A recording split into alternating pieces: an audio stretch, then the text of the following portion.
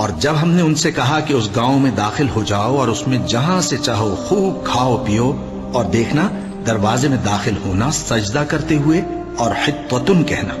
ہم تمہارے گناہ معاف کر دیں گے اور نیکی کرنے والوں کو اور زیادہ دیں گے،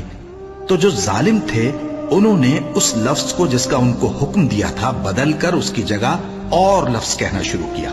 بس ہم نے ان ظالموں پر آسمان سے عذاب نازل کیا کیونکہ نافرمانیاں کیے جاتے تھے۔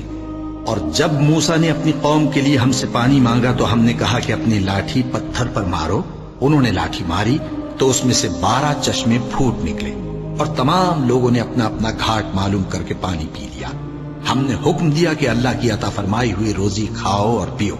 اور زمین میں فساد نہ کرتے پھرنا۔ اور جب تم نے کہا کہ موسیٰ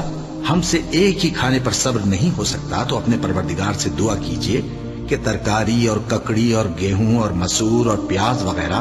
جو نباتات زمین سے اگتی ہیں ہمارے لیے پیدا کر دے۔ انہوں نے کہا کہ عمدہ چیزیں چھوڑ کر ان کے بدلے ناقص چیزیں کیوں چاہتے ہو؟ اگر یہی چیزیں مطلوب ہیں تو کسی شہر میں جا اترو، وہاں جو مانگتے ہو مل جائے گا۔ اور آخر کار ذلت و رسوائی اور محتاجی و بے نوائی ان سے چمٹا دی گئی،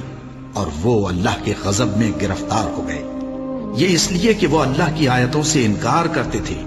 اور اس کے نبیوں کو ناحق قتل کر دیتے تھے، یعنی اس لیے کہ نافرمانی کیے جاتے اور حد سے بڑھے جاتے تھے۔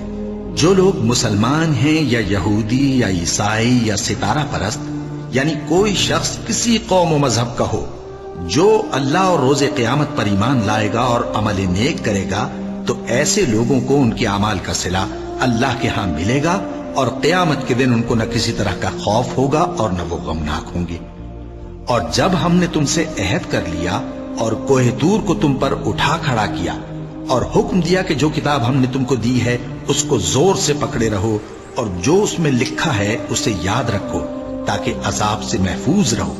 پھر تم اس کے بعد عہد سے پھر گئے، سو اگر تم پر اللہ کا فضل اور اس کی مہربانی نہ ہوتی تو تم خسارے میں پڑ گئے ہوتے۔